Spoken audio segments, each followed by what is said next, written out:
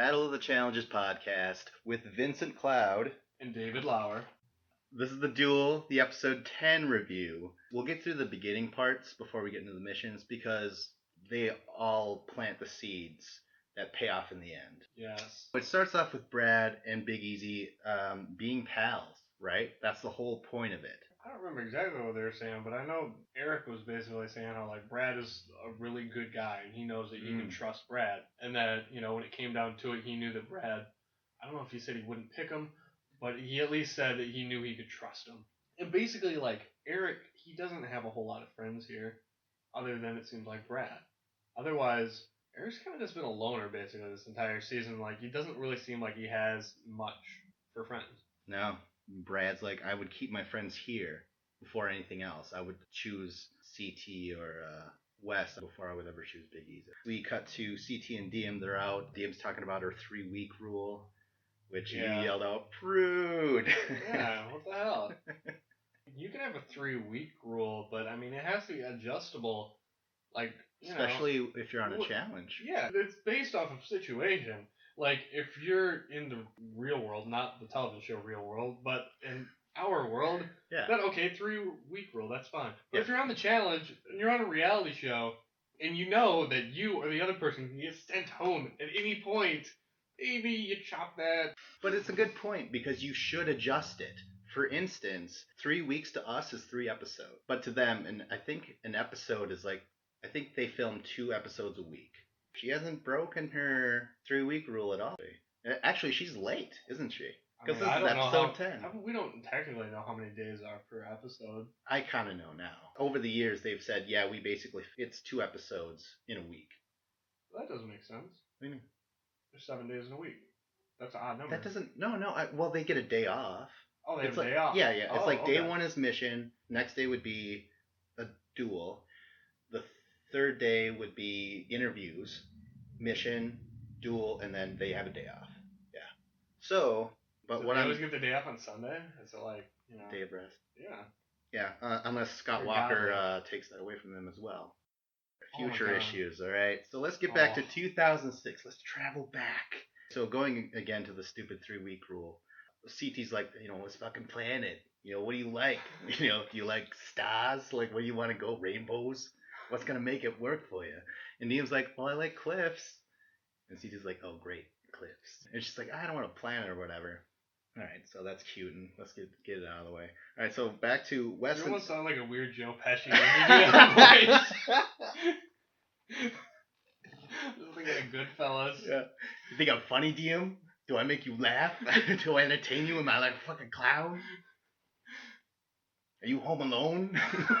Cut to, this is great. I found this really interesting. Wes and Evan are plotting against CT.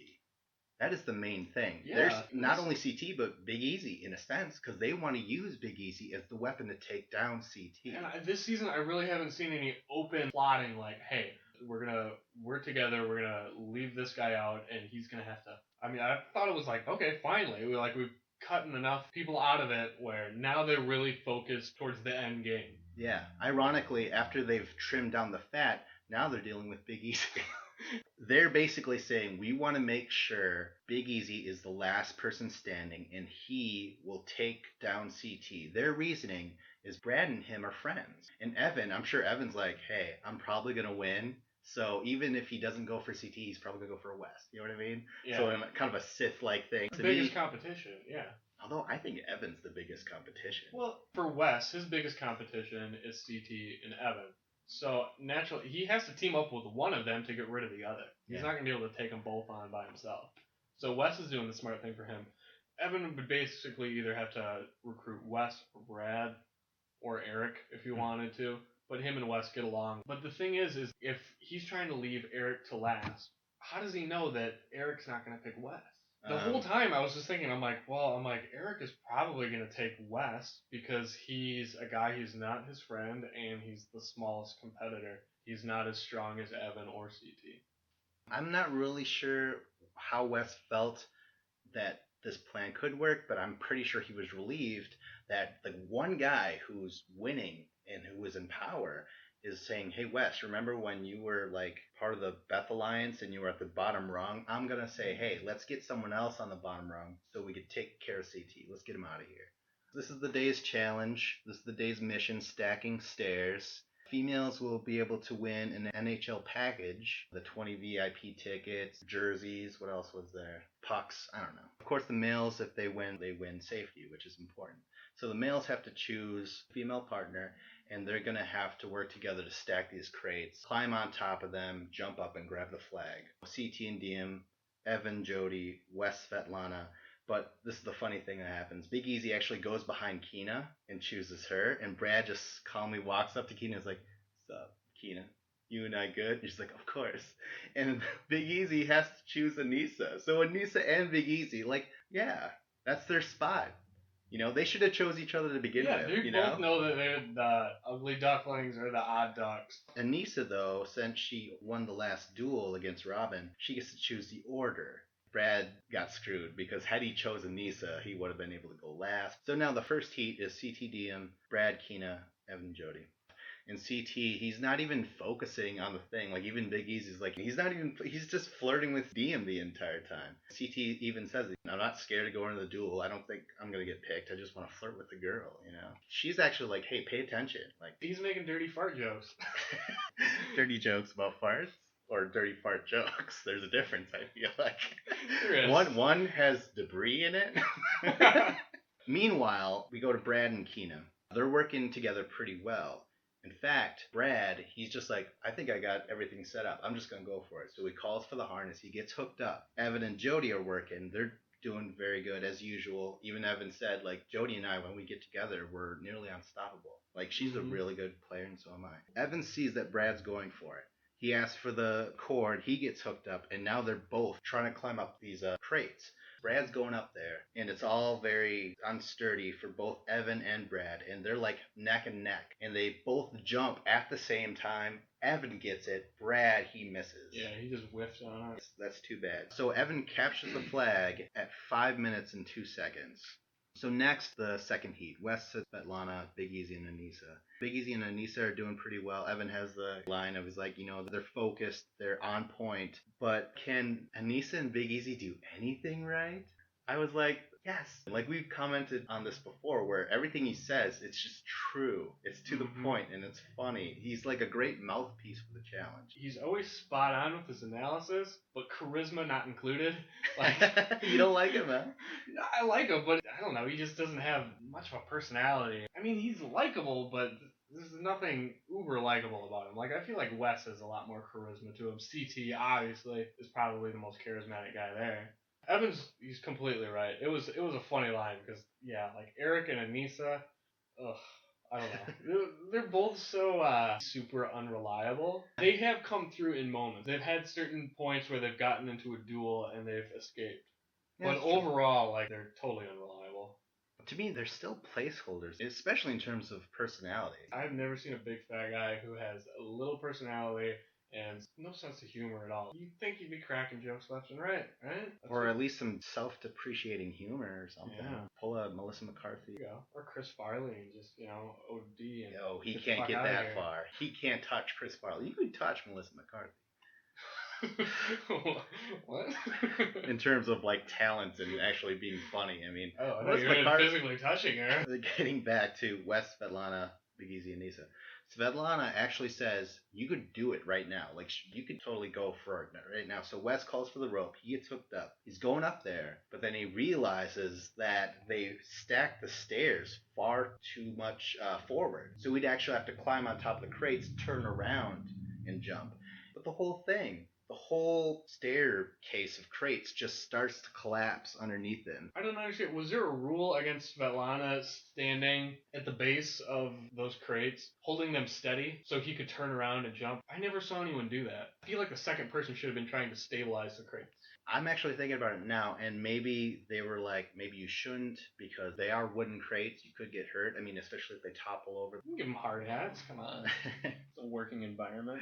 So Wes's shit topples over, and so Big Easy's like, "Holy shit, Anissa, go for it now! You know, get your big ass up there." So she gets hooked up, and it's counting down to 5 minutes and 2 seconds. They have to beat Evan and Jody. Wes already climbed on top of the pile and tried to jump one more time. Anissa gets to the top at 4 minutes 57 seconds. She gives to me the most pitiful jump. It's like maybe a 3-inch vertical leap and completely misses it. She topples over, and Wes, at least he tried 2 times. Anissa's attempt, I hated it. Absolutely hated it, man. I don't really remember it, but I do remember her swinging her arm and just seeing like giant space between her and the fly. I was like, yeah, that wasn't even close. Oh, that was bad. Evan and Jody win. This is Evan's 5th win, and this is the 10th episode. Well, technically 11th, but still, he's cleaning house, man. Yeah. This is Jody's 4th win. That's amazing. I do want to mention one thing about Jody winning. Look at her competition. She has somehow gotten rid of Beth and Robin, her biggest rivals at being like the best female competitors. I don't feel like there's anyone who can physically compete with her other than Anissa, possibly, but I feel like Anissa's too big of a fuck up. Like, DM can run really far, and that's the only reason she's there. But, like, Keena's non-existent this season. She's kind of just there, and she keeps advancing, but I've never seen anything impressive from her. From the beginning, I always thought Robin, I always thought Beth, and Jody, those three were the top 3 female competitors, and now Jody's the only one left. So it seems like any challenge from here on forward, I got my money on Jody. I noticed this. A lot of the girls were pissed this episode about their male counterparts. DM was disappointed in CT because he didn't even try. Like, he really did bad. He wasn't doing himself any favors this episode. When really, like, he's getting plotted against. DM was kind of like, could be his downfall or vice versa, you know? We saw him joking around beforehand, but we weren't really able to attribute his performance to him slacking. When Brad and Evan both jumped and Evan got it, CT was just on the floor. He wasn't hooked up at all. He's like, oh, you guys just went up there and got it, huh? Like, he didn't even attempt to do it. I don't think he was paying attention at all. You could see DM, she was disappointed. When Wes didn't get it, Svetlana was like, we totally had that, man. Like, she was pissed. And Wes is kind of looking down. I was like, oh, shit. I wonder if these girls are just griping over the fact that their males are important to them now for their vote or their NHL fans. Yeah. I'm guessing the I just want those tickets. Former. All right, so let's get to deliberations. Evan wins, chooses Jody. Jody picks CT. CT picks, who's he pick? DM? Well, I guess. Oh, my God. I hear there's a 3-week thing going on, so I mean, that would be great if he's just like, Svetlana. It's like, huh? DM, I'm giving up on you. He should have been like, I call Svetlana, the little Tweety bird, 2 weeks, as I call her, Tweaks. DM chooses Brad, which is fine, right? However, she has saved Wes and Big Easy before. We've commented on this. She seems to just take turns. It doesn't seem to be any rhyme or reason to it. That's her game plan. Just make it look like it's just random. It's turns. It's very even, so no one gets pissed. Brad chooses Svetlana. Keena and Anissa were left. He chooses Svetlana. I find this interesting because out of the people who are left, his friend is left. Why would he choose Svetlana if he knows Svetlana's going to save Wes? You know what I mean? If he would have chose Anissa, she would have saved Wes. If he would have chose Keena, I think odds are she would have saved Big Easy because he's kind of part of that group a little bit. So Brad, in a way, left his boy hanging as well. It's kind of interesting. I almost feel like maybe quite a few people were talked to by Evan and Wes to be like, the sacrificial lamb is going to be Big Easy. The whole idea, hopefully, is that he chooses CT. Now, that would make sense if they talked to Brad about it. They're like, hey, Brad, we're going to put your friend in. He's not going to choose you. You guys are friends. He's going to go for CT. We got to get him out. And I'm sure Brad's like, yeah, that makes sense, right? Yeah. I don't know. It's just a little theory. No, I think that's a sound theory. It makes sense to me. I could totally see them talking to Svetlana about it, talking to Brad about it. I could see them all being in on it. So now Big Easy's there. He's going in. Evan's like, now's the time. Like, this is my master plan. Instead, he chose Brad. And everyone's like, what the hell? Brad's like, I consider him a friend, and to think that he's taking low blows like that really annoys me. He's pissed. You don't piss off Brad. We've established that. Yeah, that blew me away. Like, why the fuck? It didn't make any sense because, okay, maybe he picked Brad because Brad is a smaller guy. He's not as strong as CT. But then that's Wes and Brad are basically equals physically. So why would you pick the guy who's your friend? It blows my mind. If someone's your friend, because you need that friend to stick around for when you get into these voting situations. So now you're going to go back and you're going to have no alliance, no friends. No one's going to trust him. Yeah, and then you're going to end up in the bottom again. To me, this is Big Easy is once again like a harbinger of failure of plans. There was once again a plan, just like before when the alliance was Beth's alliance, and then Big Easy just ruined it all by being partners with Beth, and then he called out Nehemiah. He's doing this shit one more time, where everyone's like, Big Easy, know your role. But he's like, no. All right, so they draw pole wrestle, which I was like, oh shit, this is gonna be pretty cool. But Brad's definitely got the what's the opposite of the upper hand? The lower hand? Bottom hand? He's got the God, what hand do the you ever hear that? Where they wipe their asses with their hands, I mean. And it's only one hand, left or right. You ever hear that? You shake with your right hand. Yeah? Ugh. Yeah. Yeah, so Brad has the left hand while Big Easy has the upper hand. So Well, that's the joke we're trying to get to. They don't have Charmin there. What nationality is that does it then? What is it? I think it's just that Middle Eastern portion of Somewhere the world. in the Middle East? There's lots of desert. They don't have trees to make Charmin. You know what? They do have towels on their heads. Perhaps they could just use that as a shit rag. Throwing it out there. Great. Another place of the world where we're never going to be able to go because we insulted them. I wouldn't want to go over there anyways. It's too hot. It's too hot in this apartment, for fuck's sake. You know what? Out of all the reasons I do not want to go to the Middle East, the weather is just something that never popped into my mind. It is a valid point, though. The weather would suck. I'd be like, bye. Ah, it's fucking hot. I'd be like, why the fuck are you burning that American flag? I don't care that it's an American flag. It's just so hot. Why are you doing that? Yeah, it's already hot. Come on, man. Somebody, is there a fridge around here I can stick my head in? And then they come around the corner with a machete. They're like, oh yeah, we'll stick your head in the fridge. Oh, shit. All right, man. Let's get to the duel of the night. Pole wrestle for an Xbox 360. Lots of Xbox 360s. That's like the seventh one. We'll try and re-explain the rules. It's just like you take grips, and whoever wrestles the pole out of the other person's hand wins. But if you are kind of stalemated where you're not moving at all, then TJ will call it, and you guys have to restart, or you go out of bounds. But especially with the whole not moving at all, that's what Big Easy did nearly the whole time. He would just put his weight on it and lie there. To me, I didn't get any sense of cardio from the guy. I'm sure his heart was jackhammering like a quarterback on prom night. You didn't like Brad's technique. You thought it was... It didn't make any fucking sense because, like, well, yeah, Big Easy is kind of taking it and kind of falling down to the ground with it, but Brad is holding on to it and then kind of just laying on top. I'm like, he needs to be getting down there with him and trying to stay face to face with him. You can't keep letting Big Easy fall to the ground on his face. He ended up behind his back with his arms holding on to it. And then, luckily, they would break it up because Big Easy was laying on it. Svetlana was saying it's abundantly clear that Big Easy has no technique at all, other than then just trying to use his weight to his advantage and his size. But he wasn't muscling it away. He would just lie down on the pole. So if Brad's saying, I'm keeping my cool the entire time because there's no way this guy's breaking my grip, then maybe Brad really was... If he's got such a solid grip, he knows, all right, you're not going to take it away from me. But this was the best part of the whole thing. Brad basically overturns this 300-pound... Yeah, he got face-to-face with him. Yeah, it was awesome. He turned him over. First of all, that's 300 pounds, man. Not only just a 300-pound weight, but a guy who's actually fighting you back. And Brad was able to overturn this guy, make him into a tortoise. He's fucked when you get on his back. Yeah. He takes the pole away.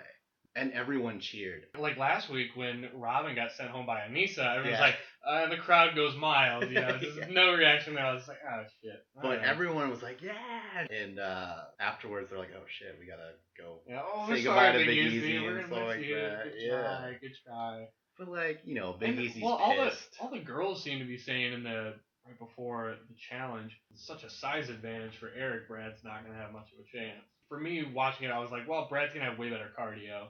Yeah. And in this kind of thing, that's kind of almost what matters the most, because we saw that with, like, the West and Derek, like that, because that went, like, 20 minutes, and it came down to cardio. This one was so much quicker because Big Easy didn't have any fuel in the tank at all. He was just big. Big Easy was on E. Big Easy, he's pissed and grumpy, and he's like, "Oh, I tried to switch my grip, and that's when Brad took it away from me." You know, he had to leave on an excuse. Don't do that. Before going in, he was like, "Eventually, you got to go against your friends in this game." Yeah, sometimes you got to go against your friends. It's like, no, not sometimes. It's when you choose to go against your friends, you dumbass. Exactly. Yeah. CT's like, "I feel like I dodged a bullet. I'm not gonna try and do his accent anymore. I don't want to come off as Joe Pesci." That's the last thing I want. I mean, Oscar winner, sure, but yeah, did he get laid? No. Maybe in My Cousin Vinny. Marissa Tomei, I mean, bring it on. Now the guys, they're like, "Hey, final four." They all take a shot. Evan's like, "Okay, so it's just Wes and Brad and CT and myself, and I'm gonna start headhunting. I have a few tricks up my sleeves. You're gonna see some special things." It's like special things. What does that mean? What do we think that Evan's plan would be? I'm gonna try and theorize myself. I haven't thought of this, but I'm just gonna talk out loud. If Evan has a plan, there's only the 4 guys left. So Evan seems to have an alliance with Wes. So I'm gonna assume that that's gonna hold. Is he gonna try and go after CT again? Maybe he's gonna try and recruit Brad and get CT to be the last guy. DM's always gonna pick CT. Oh, maybe you gotta try and get rid of DM somehow. So. Yeah. Because then you would take away CT. Like, that is basically maybe that's what it is. One linchpin for the game. Alright, so now let's get to the part of the episode where we got a little notebookish, as Wes referenced. CT takes DM over to the cliffs like she's going on a jog, and CT's like, "Hey, psst, come over here. Come over here. Get in the truck." I didn't realize my CT sounded like a fucking evil Joe Pesci gangster type, but... Kind of does. I'm trying to think of some Home Alone lines, but I'm drawing a blank right now. All right. Merry Christmas. He says Merry Christmas. That's not like one of the lines you were thinking of at all, but it is a line in the movie. Smiles, and then the teeth. Yeah. Remember? So the line, in a way, functions as a quote for the movie. Okay, so anyways, CT is like bringing her over the cliffs, and the best part is everyone's watching though. Everyone's just like, "Wait a minute, what's going on over here?" Like, they're just all watching for him to make the move. This is everyone sitting on the porch like, "Aww." It's like, this is so hot. Who wants to flick the bean? We are in Brazil, after all. That doesn't sound like something Kino would say. Alright, well, maybe it was Anissa. I don't know. And who knows? Maybe Anissa's like, "Who wants to flick the bean?" Or the penis. I don't even know what I have both, by the way. I haven't decided what I want to name it yet. All right. I call it a clitinus. Oh God. All right, man. Let's stop offending Anissa. Clitinus. Oh God. Let's get back to the schmaltzy, the heart of the episode. All right. Let's stop getting so dirty. The love story. This is what the show's all about. Well, this episode, we've been leading up to this moment.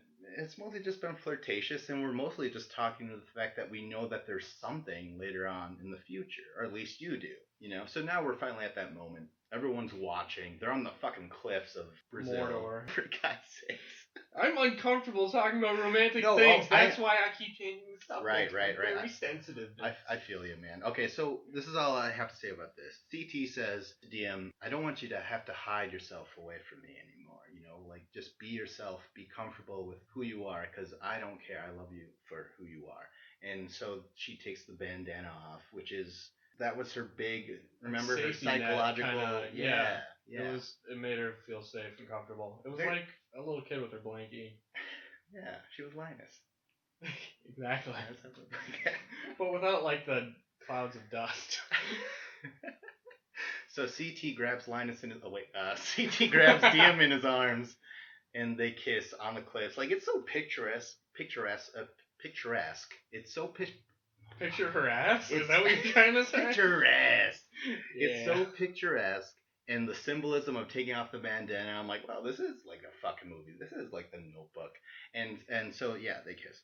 So now, we cut back to the house, and Wes is like I just wanted to know everyone watched the whole thing, and Nia's like, "What?" And she's like, "I thought I was being slick," and she was just, embarrassed. Oh, no. The house is within sight. If you can see the house, they can see you. I mean... kind of how vision works. If you're within the line of sight, they can see you. But she was too lost in CT's eyes to notice anything else, that's probably what it was. It was great. Wes and Evan are just like, trying to give her shit just a little bit. And she's like, oh no. And Wes is like, no, it's fine. Tell us how it was or whatever. And Ian's like, oh, it was perfect. And they're like, oh shit.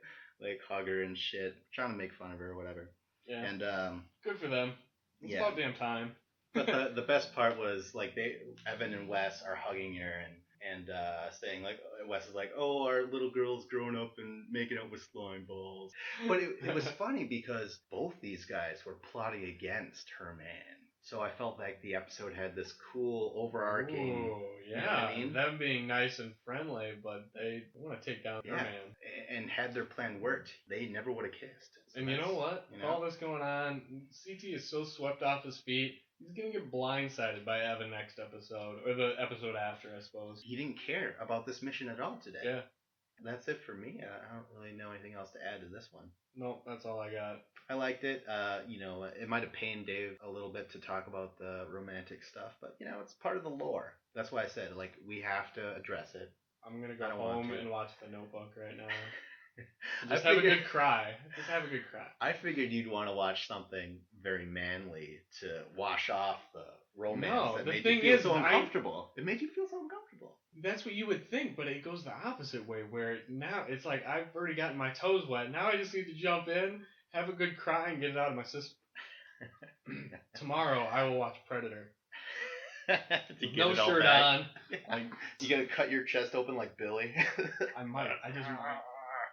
So make sure to like this episode, share it, comment, subscribe.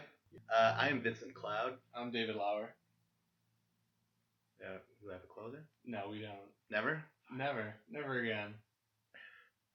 Well, hey, Dave is about to run a Tough Mudder in about 2 days. Yeah. Which is the equivalency of a modern day final. So, wow, I didn't think of it like that. Yeah. All right, so that's us just clawing and searching, pulling whatever we can out of thin air to make a close for this podcast, which we don't have. That's not even a close. It's just going on random tangents. A close is one line or two lines. So I'm Vincent Cloud. I'm David Lauer.